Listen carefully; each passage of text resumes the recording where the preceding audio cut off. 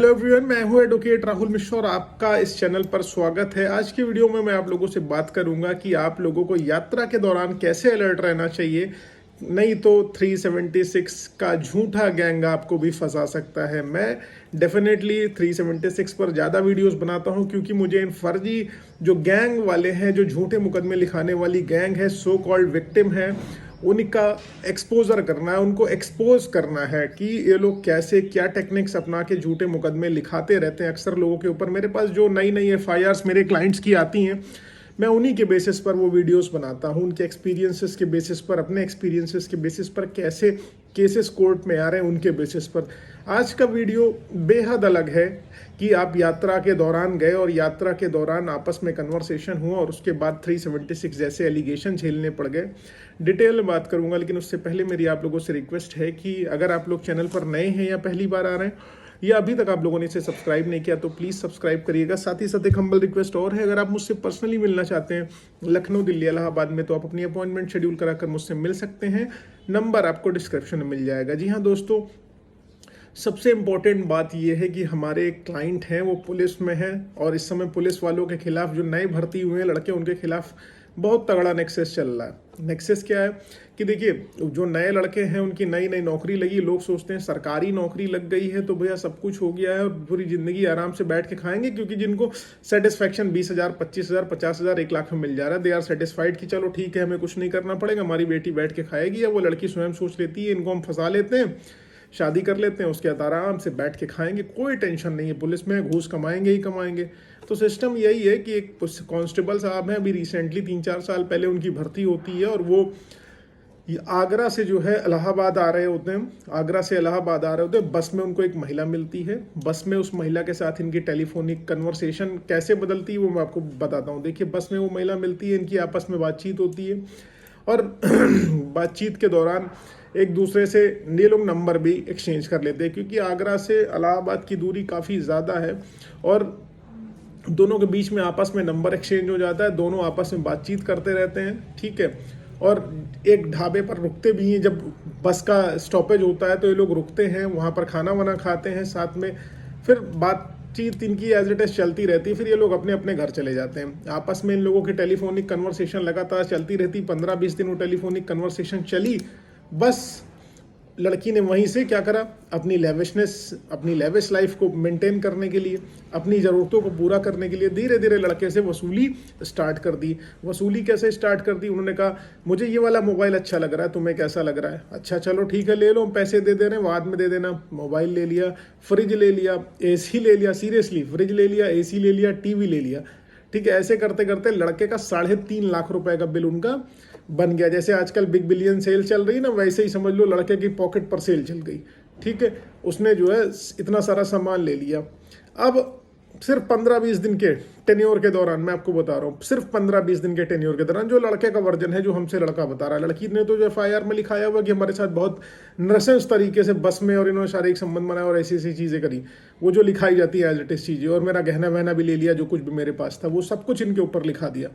अब कहानी यहाँ पर ये कि इतना इनसे ले लिया, अब काटो तो खून नहीं इनको, क्योंकि इन्होंने भी पैसे वापस चाहिए भाई, इतना ज़्यादा ले चुके हैं और शादी ब्याह करना नहीं। बाद में पता चलता है वो महिला जो है वो मैरिड है, उनकी शादी ऑलरेडी किसी और से हो रखी है, उनके अपने बच्चे भी हैं और उन्होंने अपना जो है घर परिवार मेंटेन करने के लिए इनको मेंटेन कर दिया कायदे से। अब इन्होंने अपने पैसे मांगे, जब इनको पता चला, ठीक है, इन्होंने पैसे जब मांगे तो उसकी महिला का जो पति है वो अपनी वाइफ के साथ मिल गया, समझिए, अपनी वाइफ, क्योंकि सेक्सुअल रिलेशनशिप तो बना ही नहीं है ना, वो अपनी वाइफ के साथ मिल गया। अब इस आदमी को ब्लैकमेल करने लगा कि तुम मेरी पत्नी के साथ शारीरिक संबंध बनाए हुए हो, मैं तुम्हारे खिलाफ बलात्कार के मुकदमे लिखाऊंगा, तुमको जेल भेजूंगा, तुम्हारी नौकरी ले लूंगा। अब ये पुलिस वाले जो बेचारे सिपाही होते हैं, नौकरी ले लेने के नाम पे तो इनकी सांसें अटक जाती हैं। ब्लैकमेल होते रहे, एज इट इज जो है फिर पैसा देने के लिए तैयार हो गए। लोगों के बीच में 8 लाख रुपए के अराउंड पर बातचीत तय हो गई, वो पैसे भी चले गए।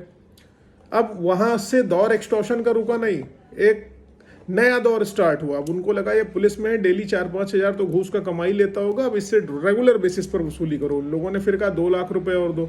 अब इनकी हालत खराब हो गई, अब ये पैसा देने में सक्षम नहीं थे क्योंकि इनके पास पैसे थे नहीं, और सिपाही क्या कमाता होगा उस तरीके से, ठीक है।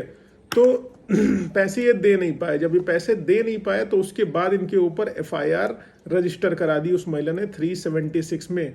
जब ये रिकवरी करना चाहे इनके इन प्रकार अपने दोस्तों के माध्यम से इन्होंने फोन वगैरह कराया होगा पुलिस में, तो जाहिर सी बात है कुछ ना कुछ बेनिफिट तो मिलेगा ही मिलेगा इनको।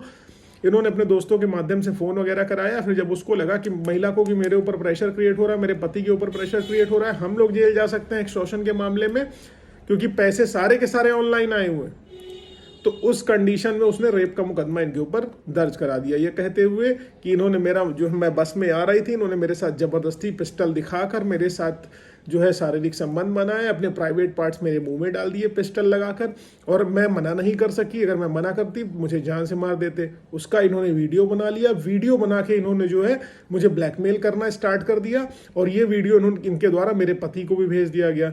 तब मेरे पति को इसकी सूचना लगी और मेरे पति ने इनके विरुद्ध आकर फिर एफआईआर लिखाई।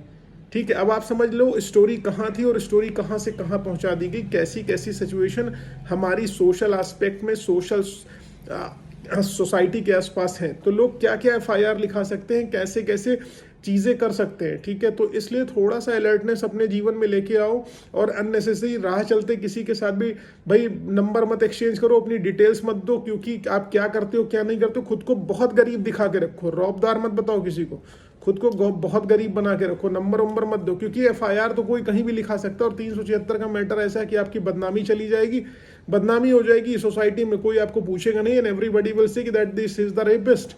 मीडियाबाजी हो जाएगी, मीडिया पहले ही आपको दोषी साबित कर देगी, ये सारी की सारी चीजें इस मैटर में हो जाएंगी। इसलिए बिल्कुल भी अपने आप को रास्ते में निरीह एकदम दिखा दो, बहुत गरीब दिखा दो। ठीक है, आपके पास कुछ है ही नहीं। मैं एयरपोर्ट वगैरह से गुजरता हूँ, जब आता हूँ कहीं किसी दूसरे स्टेट मुकदमा करके, तो मुझसे लोग पूछे साहब आप कहाँ गए थे, तो मैं कह देता हूँ मैं अपने साहब के लिए, मैं मुंशी हूँ, मैं अपने साहब के लिए काम करने गया हुआ था। ठीक है, तो बहुत ज़्यादा हाई फाई बनने की ज़रूरत नहीं है, एकदम सिंपल कहने की ज़रूरत है और रहने की ज़रूरत है। वरना आप और रास्ते में, क्योंकि जो आपको प्रेजेंटेशन अपना उसके सामने करना जिसको आप जानते हो, जिसको आप जानते नहीं उसके सामने आपको अमीर बनने, रईस बनने की क्या ज़रूरत है यार, पावरफुल बनने। सिपाही हो तुम, कोई डिप्टी एसपी और जो है सॉरी डीजीपी थोड़ी ना हो, तो जो अपने आपको बहुत पावरफुल दिखा रहे हो कि तुम्हारा कुछ नहीं होगा, नौकरी चली जाएगी, किसी लायक नहीं बचोगे। इसलिए मैं बोल रहा हूँ कि अलर्ट रहो, होशियार रहो, और ऐसे गिरोह हमारी सोसाइटी में बहुत तेजी से प्रवेल कर रहे हैं। और गवर्नमेंट को भी चाहिए इस पर कुछ सोचे कि रेप को कुछ टाइम बार्ड कर दे, कि बहुत ज़्यादा डिले एफआईआर लिखी जाए तो उस पर भी क्वेश्चन रेज हो, और लड़के की इमीडिएट अरेस्टिंग ना हो। तो एफआईआर लिख जाए लेकिन इमीडिएट अरेस्टिंग ना हो, भाई ट्रायल में बाकी चीज़ें देखी जाए। तो उम्मीद है जानकारी आपको पसंद आई, समझ में आई, इससे कुछ ना कुछ आपको लाभ मिलेगा। अगर ऐसा कुछ है तो वीडियो को लाइक शेयर सब्सक्राइब करना। बाकी कोई और ज़रूरत हो तो आप मुझे बताना।